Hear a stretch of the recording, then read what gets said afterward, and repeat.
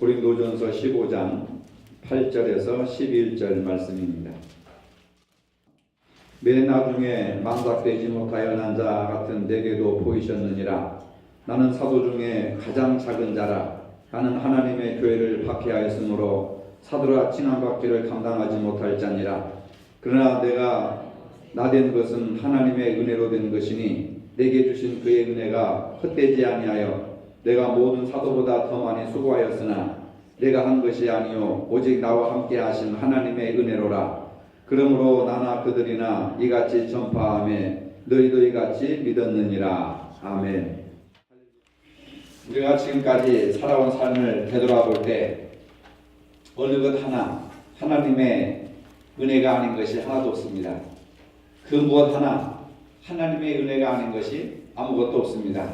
나의 나된 것은 주님의 은혜라. 바울의 이 울림이 우리 마음속에 깊은 메아리가 되어야 될 줄 압니다. 오늘 이 시간 이 자리까지 주님께서 우리를 인도하여 주시고 복을 내려주시고 마음에 평안함을 주신 이 모든 것이 다 하나님의 은혜라고 하는 고백입니다. 은혜는 값없이 주시는 하나님의 선물입니다. 우리가 갖고 있는 모든 것이 다 선물로 주어졌다고 하는 사실입니다. 이 세상에서 태어날 때 우리는 아무것도 가지고 오지 못했습니다. 태어나고 싶어서 태어난 것이 아니고 하나님께서 예정하셔서 우리를 이 땅에 태어나게 해주셨습니다. 생물도 또 생명도 모든 것들이 하나님께서 우리에게 은혜로 주셨습니다. 건강도 주셨고 생명도 주셨고 또 자녀도 주셨고 가족도 주셨고 또 직분도 주셨고 교회도 주셨고 오늘 이 시간까지 우리가 누리고 있는 모든 것이 다 하나님의 선물이라고 하는 사실입니다. 이러한 하나님의 은혜에 대해서 우리는 첫째도 감사, 둘째도 감사, 감사의 마음을 가져야 합니다. 바울은 하나님이 어떤 분이신지 우리가 어떻게 하나님의 자녀가 됨으로써 이 죄악된 세상에서 소망을 갖고 살게 하셨는지 하나님께서 성도들을 위해서 예비하신 기업이 얼마나 영광스럽고 풍성한지 그 사실을 성도들이 알게 해달라고 간절히 기도하는 내용입니다. 바울의 기도는 에베소 교회 성도들만 위한 것이 아닙니다. 고린도 교회 성도들만 위한 것이 아닙니다. 당시 예수 그리스도를 구주로 영접한 그리고 핍박을 받고 환난을 받고 신앙생활하기에 도저히 힘든 어찌 보면은 생명까지도 내걸어야 하는 그러한 상황에서 우리가 은혜로 생각하고 기쁨으로 감사할 수 있었다고 하는 것 그리고 그 사실을 깨닫게 해달라고 하나님 앞에 기도하는 내용을 볼 수가 있습니다. 그리스도 예수 안에 있는 모든 신실한 자들이 이러한 기도하는 마음을 가져야 된다고 하는 겁니다. 예를 들면 이런 내용입니다. 누군가 나를 싫어합니다. 증오합니다. 뒤에서 험담합니다. 그런 일이 생기면 엄청 힘들고 스트레스를 받습니다. 누군가 나를 모함합니다. 하지 않은 말을 했다고 합니다. 오해합니다. 손가락질을 합니다. 이럴 때 예수님의 가르침대로 한다면 우리는 어떻게 해야 되겠습니까? 용서해야 됩니다. 그러나 용서할 수 있습니까? 예수님께서 십자가에 달려 돌아가시면서 이렇게 기도하셨습니다. 아버지여 저들을 용서하소서. 저들은 자기 하는 일을 알지 못합니다. 알지 못해서 모함하고 알지 못해서 오해하고 알지 못해서 증오한다는 겁니다. 그러니 용서해달라고 하는 기도를 드리고 있습니다. 여러분들은 그럴 때 그렇게 예수님처럼 용서할 수 있습니까? 노력으로 되는 것이 아닙니다. 훈련 받는다고 되는 것이 아닙니다. 하나님의 사랑을 받을 때 하나님의 사랑을 느낄 때 그 은혜를 내가 체험할 때 그게 가능하다고 하는 사실입니다. 죄로 인해서 영원히 죽었던 죄인들을 긍휼히 여기셔서 주님 안에서 용서받고 사랑받고 주님의 아들, 딸이 되었다고 하는 그 사실을 받아들일 때 또는 그 사실을 내가 깨달을 때 하나님의 자녀가 되었다는 그 감동과 감격이 내 심장에 고동치게 될 때 예수님의 십자가의 보혈이 내 혈관에서 흘러나가는 것을 느낄 때에 우리가 비로소 용서할 수 있고 사랑할 수가 있다고 하는 겁니다.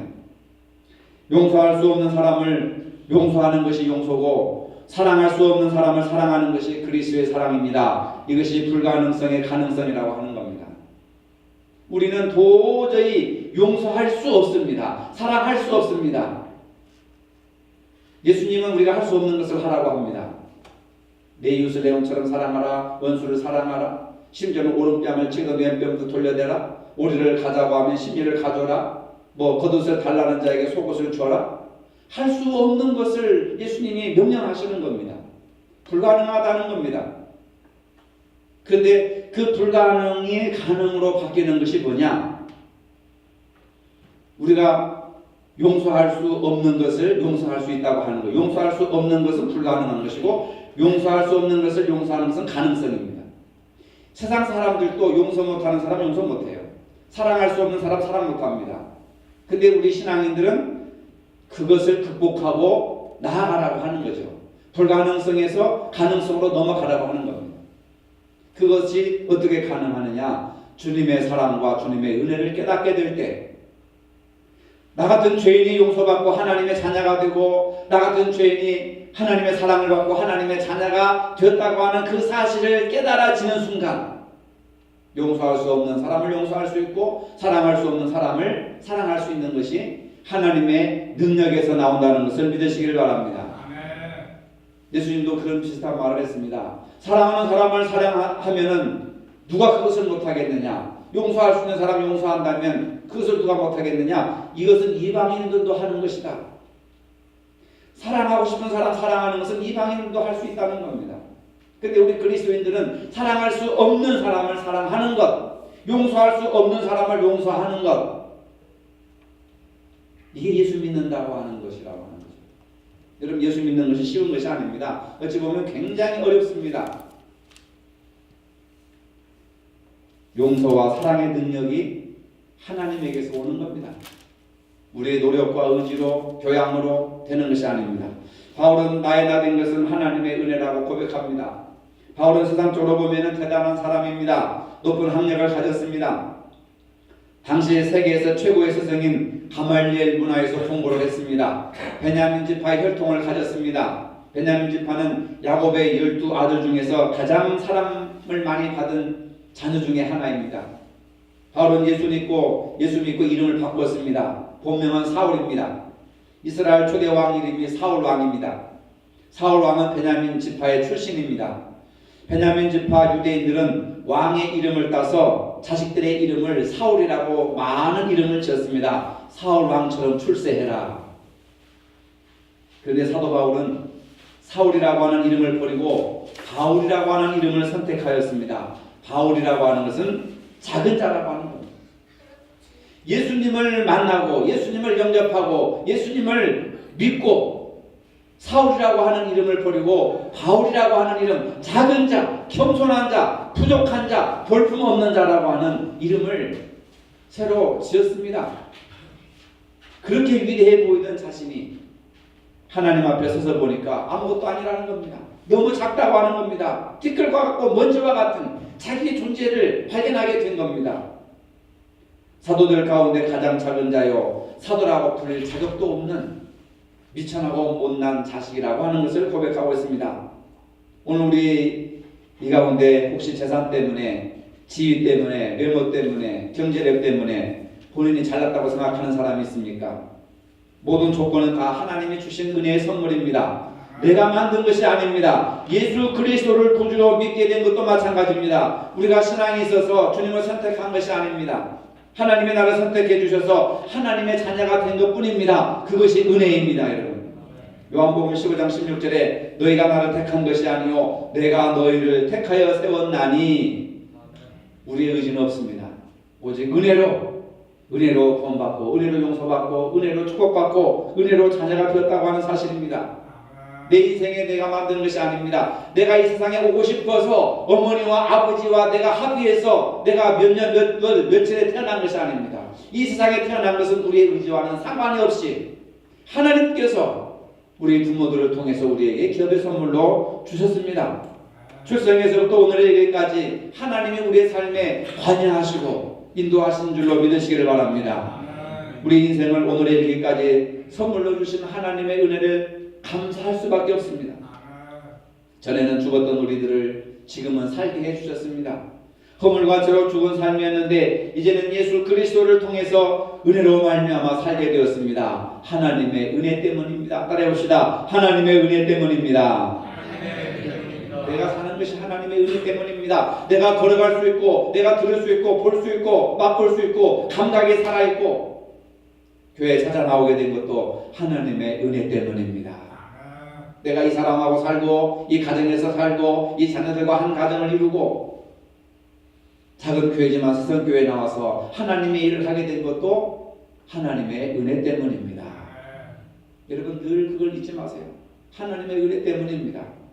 바울은 만삭되지 못한 내가 한 것도 아무것도 없는데 나를 불러주시고 선택해 주시고 하나님의 사랑으로 불러주신 이 모든 것이 다 하나님의 은혜 때문이라고 고백하고 있습니다.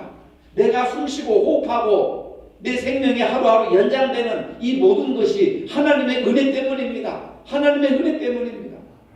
그 은혜 때문에 용서할 수 있고, 그 은혜 때문에 사랑할 수 있고, 그 은혜 때문에 화평할 수 있고, 그 은혜 때문에 교회 나올 수 있고, 그 은혜 때문에 내가 봉사하고 헌신하고 충성할 수 있다고 하는 사실입니다.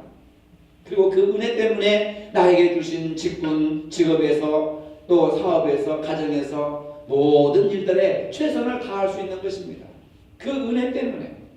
그 은혜 때문에 내가 반주에 집중하고, 그 은혜 때문에 내가 찬양에 집중하고, 지혜에 집중하고, 그 은혜 때문에 또 헌금위원회에 집중하고, 그 은혜 때문에 저도 설교에 집중하는 겁니다.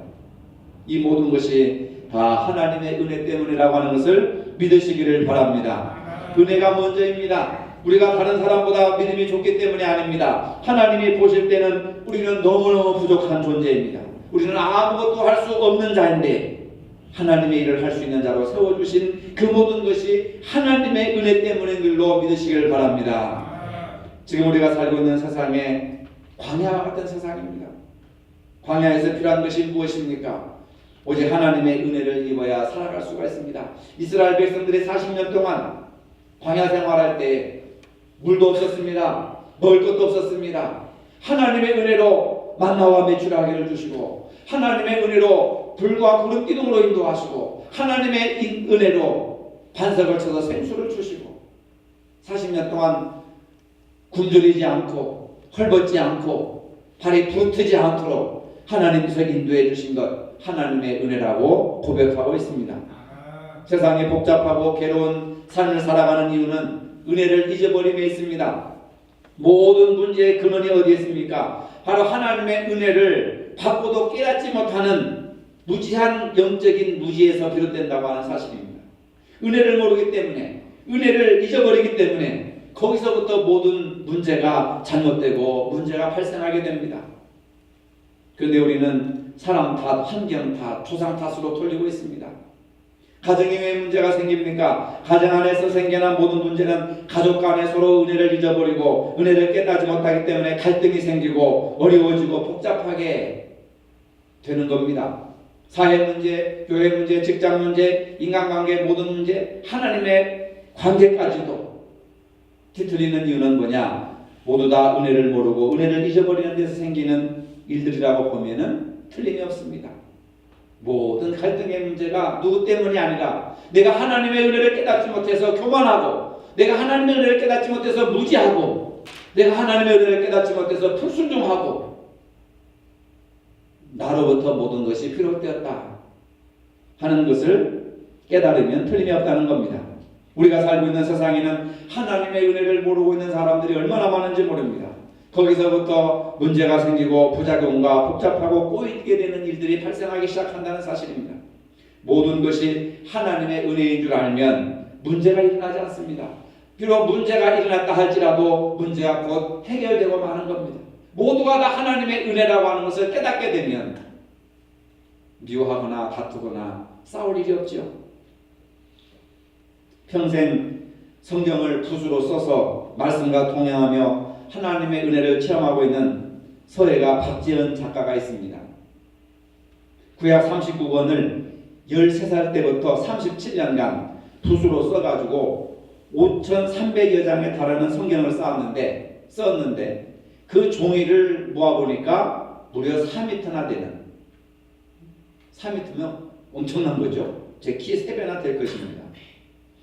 근데 2014년도 당시 종이값만 3억 2천만 원가량 소비됐다고 국민일보 기사가 기재하고 있습니다. 근데 그는 평생 동안 붓으로 말씀을 쓰고 있습니다. 그렇게 된 배경이 있습니다. 어린 시절 아버지가 가정을 돌보지 않고 방탕한 삶을 살아감으로써 어머니가 가출을 했습니다. 그때 그의 나이 7살입니다. 혜성이 나이 많아죠. 7살에 혼자 버려졌을 때에 어느 날 교회 종소리를 듣고 교회를 찾아가게 됩니다. 친구가 성경을 주는데 그 성경을 받고 너무 감동해서 일주일 동안 말씀을 읽다가 은혜를 받아버렸습니다. 7살짜리 꼬마가. 자기는 아직까지 부모님의 사랑을 느끼지 못했는데 성경을 읽으면서 하나님 아버지의 사랑을 느끼게 되었습니다. 그래서 이렇게 고백합니다. 나를 진정으로 사랑해 주시는 아버지가 바로 여기 계시구나. 어떻게 내가 아버지의 사랑에 보답할까 생각하다가 성경을 붓글씨로 써야겠다 하는 결심을 하게 됩니다. 할아버지에게서 배운 그 서예 실력으로 13살부터 성경을 써내려갑니다. 그런데 집이 너무 어려워가지고 18살 때 학교도 가지 못하고 도자기 공장을 다녔는데 어느 날 몸이 너무 힘들고 기침이 나와서 병원에 가서 진단을 받아보니까 폐결핵 중증이라고 하는 진단이 나왔습니다. 얼마 살지 못한다고 하는 사형 선고를 받은 것입니다. 이제 이래 주구나 저래 주구나 한번 하나님 앞에 매달려보자 해가지고 기도원에 들어가서 금식을 하면서 하루 18시간씩 성경을 붓으로 써내려가기 시작했습니다. 그렇게 성경을 쓰는 동안에 놀라운 기적이 일어났습니다. 곧 죽는다는 그가 성경을 쓰면 쓸수록 자꾸 새 힘이 솟아났습니다. 새 힘이 솟아오르는데 말씀을 쓸 때에 예수님의 피가 자기에게로 흘러 들어오는 것 같고 그 십자가의 보혈이 자기를 적시는 것 같고 그래서 그런 영적인 체험을 하다가 병원에 가서 검사를 해보니까 병이 깨끗하게 나았다는 진단 결과를 받았습니다. 여러분 남의 일이라고 별로 좋아하지 않습니다. 지금도 네이버에 서예가 박재현 치면은 나옵니다. 너무 감사해서 더욱더 더 열심히 성경을 쓰기 시작했습니다. 1993년에 창세기부터 아모스까지 쓴 성경이 불에 타가지고 홀라당 다 날아가 버렸습니다. 그래도 절망하지 않고 하나님을 원망하지 않고 다시 쓰기 시작해가지고 2000년도에는 서예 월드컵으로 불리는 중국 국제서법대전에서 한국인으로서는 유일하게 대상을 받았습니다. 그리고 대한민국 미술대전 서예 부분에서 특선작으로 올라왔습니다. 그가 하는 일은 어려운 환경 속에서도 끝까지 포기하지 않고 하나님의 말씀만 성경만 붓으로 여러분 우리가 한때 교회에서 뭐 성경 이렇게 필사 한때 운동이 일어났었잖아요. 컴퓨터로 치기도 하고 이렇게 볼펜으로 쓰기도 하고 그것도 힘든데 붓으로 먹을 갈아서 붓으로 쓴다고 하는 건 이건 보통 힘든 일이 아닙니다. 그러니까 종이값만 해도 3억 2천만 원 정도를 버렸다고 하지 않습니까? 그러면서 하는 말이 그렇게 부모님에게 버림을 당하고 중병에 걸려서 죽을 위기에 있었지만 그 어려운 환경에서 끝까지 인내할 수 있었던 것은 하나님의 은혜였답니다. 하나님의 은혜여라. 이것으로 고백하는 겁니다. 이 모든 것이 하나님의 은혜라고 감사하며 고백하고 있는 겁니다. 지금도 열심히 하나님의 말씀을 붓글씨로 쓰면서 전시를 하고 있습니다. 누구도 원망하지 않았습니다. 이것이 바로 은혜를 체험하는 자의 축복이고 그 은혜를 체험하니까 세상에서도 보상을 해주고 명예를 높여주고 지원 후원자들이 늘어나가지고 경제적으로 어려움없이 지금 자기 작품 활동을 하고 있는 것도 하나님의 은혜라고 하는 사실입니다. 바울을 생각할 때에 장점도 많고 약점도 많이 있었지만은 그 모든 것을 돌아볼 때 하나님 앞에서 무익한 사람이라고 고백하고 있습니다. 나는 자격이 없는데 나는 무익한 사람인데 나는 주의 종으로서의 가치가 없는 사람인데 하나님의 은혜로 내가 이렇게 성경을 쓰게 되고 복음을 전하게 되고 바울처럼 성경을 많이 쓴 사람이 어디 있습니까? 전부 다 바울 서신이잖아요. 그리고 그 복음을 위해서 얼마나 많은 매를 맞고 얼마나 감옥에 갇혔고 얼마나 죽을 고비를 많이 넘겼습니까? 나는 가치 없고 자격도 없고 부족한데 하나님의 은혜를 베풀어 주셔서 복음을 전하게 할 수 있고 바울 서신을 쓸 수 있게 해주시고 감옥에 갇혀서 매를 맞게 해준 것도 하나님의 은혜 때문에 내가 매를 맞는다. 하나님의 은혜 때문에 내가 굶주림을 당한다. 하나님의 은혜 때문에 내가 고문을 당한다. 하나님의 은혜 때문에 내가 감옥에 갇혔다. 이 모든 것을 감사하며 항상 기뻐하라, 쉬지 말고 기도하라, 범사에 감사하라, 이런 주어가 같은 명언이 나올 수 있었던 것입니다. 여러분, 하나님의 은혜를 체험한 사람들 중에 공통적으로 고백하는 것은 나는 아무 쓸모없는 사람이었습니다. 찬송가 310장에도 보면 하나님의 은혜로 있을 데 없는 자 왜 구속하여 주는지 난 알 수 없도다 고백하고 있습니다. 그런데 은혜 받은 자는 반드시 증거가 있습니다. 증거 없는 은혜는 헛된 은혜입니다. 하나님의 부르심과 은사에는 후회하심이 없다고 했습니다. 하나님의 은혜는 깨닫는 날부터 풍성한 열매로 자라나기 시작한다는 겁니다. 여러분들이 하나님의 말씀을 깨닫는 순간, 하나님의 음성을 깨닫는 순간, 나를 향한 하나님의 뜻을 깨닫는 그 순간에 말씀이 풍성하게 열매를 맺게 됩니다. 바울이 깨달은 하나님의 은혜는 세 가지입니다.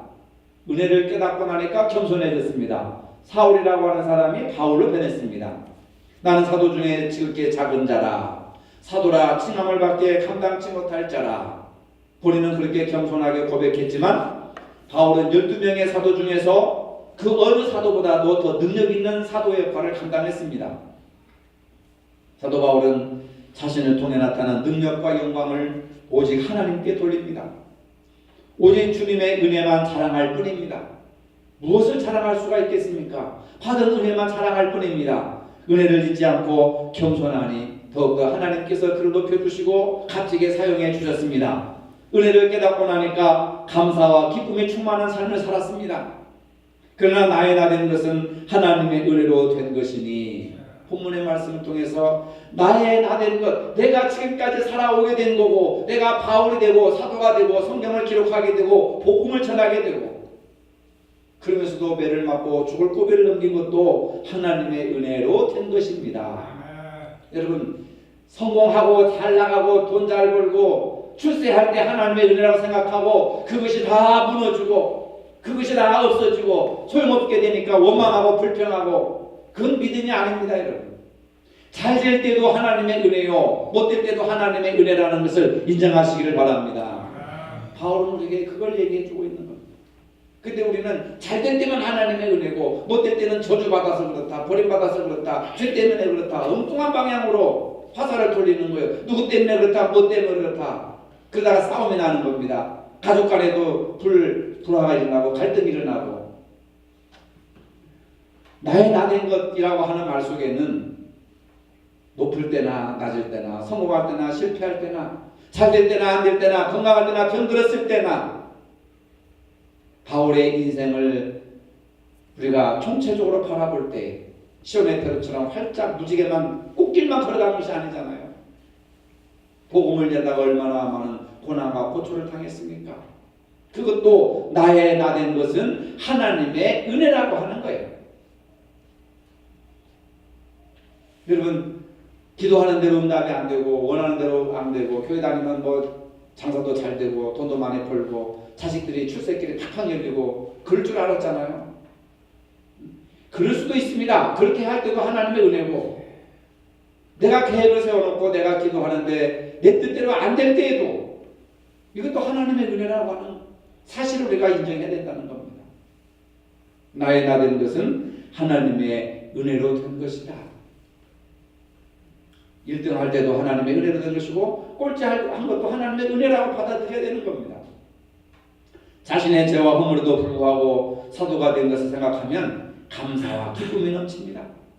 어떠한 형편에서든지 자족할 줄 알고 감사할 줄 알고, 그래서 항상 기뻐하라, 쉬지 말고 기도하라, 범사에, 범사라고 하는 것이 모든 일에 잘 될 때나 안 될 때나 기쁠 때나 슬플 때나 나이 들었을 때나 젊었을 때나 건강할 때나 병들었을 때나 돈을 주었을 때나 잃어버렸을 때나 모든 것이 다 포함된다는 말입니다.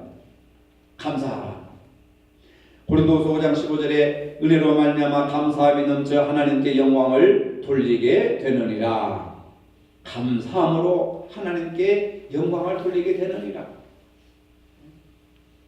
안 될 때, 실패했을 때, 절망했을 때도 은혜로 된 것입니다 하면 감사가 되고, 그 말 한마디가 하나님께 영광이 된다는 거예요. 우리는 이 깊은 영적인 진리를 깨닫지 못하고 늘 왜 안 주냐고, 왜 안 되느냐고 불평불만을 하는 겁니다. 여러분, 하나님의 은혜 때문에 환난 중에서도 포기하지 않고 인내하며 항상 기쁨과 감사로 주님의 일을 할 수 있다는 것을 믿으시기를 바랍니다. 바울은 은혜를 깨닫고 나니까 은혜를 나눠주는 삶을 삽니다. 내가 받은 은혜가 무엇입니까? 찬송가 이제 좀 이따 216장을 부를 텐데 4절의 가사에 보니까 만 가지 은혜를 받았으니 내 평생 슬프나 즐거우나 이 몸을 온전히 주님께 바쳐서 주님만 위하여 늘 살겠네. 만 가지 은혜를 생각하니까 만 가지 은혜, 만 가지 하나님으로부터 받은 것이 만 가지, 그러니까 무한하다는 겁니다. 그러니 내 인생 슬프나 즐거우나 나오잖아요. 슬픈 일을 만났을 때나 즐거운 일을 만났을 때나 이 몸을 온전히 주님께 바쳐서 주님만 위해서 늘 살겠습니다. 이런 고백이 모든 것이 다 하나님의 무한하신 은혜를 깨닫고 나니까 헌신하고 봉사하고 충성하겠다고 하는 겁니다. 여러분, 찬송을 부르면서 하나님께 받은 만 가지 은혜가 무엇이라고 생각합니까? 지난 일주일 동안 보니까 감사할 것이 하나도 없어. 아니, 감사할 게 없어. 자식이 속썩이고 남편 때문에 속썩이고 날씨도 춥고 되는 것도 없고 감사할 것이 아무것도 없어요. 만 가지 은혜라고 하는 것은 그런 상황 속에서도 내가 호흡하고 살 수 있고 오늘 하루를 살 수 있고 하나님을 아버지로 모시고 구원받았다고 하는 그 사실만 생각해도 만 가지 은혜라고 하는 겁니다. 지금 그 은혜가 무엇인지 여러분 생각해 보시기 바랍니다. 꼭 내 앞에 황금덩어리가 떨어져 있고 금덩어리가 떨어져 있고 산에 집이 음식이 차려 있을 때만 감사합니까? 나를 구원해 주신 그 은혜, 나를 살게 해 주신 그 은혜, 생명 주신 그 은혜. 바울만큼 교회를 많이 개척하고 설립한 사람도 없습니다. 바울만큼 많은 서신을 저술한 사람도 없습니다. 그렇게 훌륭한 사람이었습니다. 훌륭한 전도자요, 훌륭한 학자요, 훌륭한 복음사역자였습니다. 반면에 매맞고 굶주리고 감옥에 갇히고 풍랑을 만나 수고를 얼마나 많이 했는지도 모릅니다.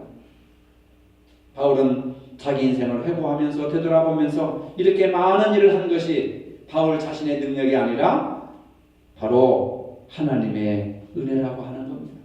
하나님의 은혜, 하나님의 은혜. 감옥에 간 것도 하나님의 은혜, 매를 맞은 것도 하나님의 은혜, 돌멩이에 맞아서 기절해가지고 사람들이 시체를 질질 끌고 버린 것도 하나님의 은혜. 하나님의 은혜를 힘입어 일을 감당했고 하나님의 은혜의 결과로 이런 공정이 나타났다고 고백하고 있습니다. 우리는 은혜로 살고 있습니다. 쓸모없는 우리들을 사랑하여 주시고 이끌어 주시고 선택하시고 축복하시고 은혜 베풀어 주신 것 하나님의 은혜, 은혜일 뿐임을 고백하고 나누시기를 바랍니다. 은혜를 생각하는 사람들은 몸이 아파도 하나님 앞에 나와서 감사하고 찬양하고 예배드리고 어떻게 해서든지 하나님 앞에 드리는 그 시간, 약속한 그 시간을 하나님 앞에 온전히 드리기로 헌신하게 됩니다. 집에 가서 눕는다 하더라도 하나님의 은혜를 기억하고 예배하고 섬기면서 주를 위해서 힘차게 주신 사명 기쁨으로 감당하는 겁니다. 여러분, 남은 생애만큼은 하나님의 은혜일 뿐입니다 라고 할 때에 지금까지 베풀어 주신 은혜보다도 더 큰 은혜를 주실 줄로 믿으시기를 바랍니다. 우리는 하나님의 은혜일 뿐입니다. 모든 것이 하나님의 은혜일 뿐입니다. 다 하나님의 은혜일 뿐입니다. 한번 우리 고백해 봅시다. 하나님의 은혜일 뿐입니다. 모든 것이 하나님의 은혜일 뿐입니다. 다 하나님의 은혜일 뿐입니다. 기도하시겠습니다. 우리가 지금까지 살아온 것도 주님의 크신 은혜임을 날마다 고백하며 살게 하여 주시옵소서. 이 은혜를 깨달은 저희 모두가 겸손하며 감사와 기쁨으로 모두 함께 은혜를 나누며 살게 하여 주시옵소서. 하나님의 은혜일 뿐입니다. 모든 것이 하나님의 은혜일 뿐입니다. 다 하나님의 은혜일 뿐입니다. 고백하며 살아갈 수 있는 저희들이 되게 하여 주시옵소서. 예수님의 이름으로 기도합니다. 아멘. 이제는 우리 주 예수 그리스도의 은혜와 하나님 아버지의 무한하신 사랑과 성령의 교통하심이 나의 나 된 것은 전적으로 하나님의 은혜임을 고백하며 살기를 원하는 모든 성도들 머리 위에 이제로부터 영원토록 함께 하시기를 축원하옵나이다. 아멘.